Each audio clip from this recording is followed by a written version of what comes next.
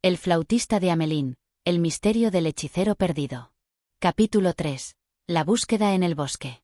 Desesperados por encontrar a los niños, un grupo de valientes aldeanos decidió adentrarse en el bosque. La niebla se hacía más densa a medida que avanzaban, y una sensación de opresión llenaba el aire.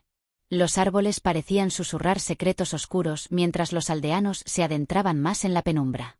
Después de horas de búsqueda sin éxito, uno de los aldeanos, una joven llamada Elisa, encontró una extraña cueva oculta entre las raíces de un viejo roble. Dentro, descubrió un altar antiguo cubierto con símbolos mágicos y una serie de objetos relacionados con antiguos hechizos. Elisa sabía que había algo más siniestro en juego.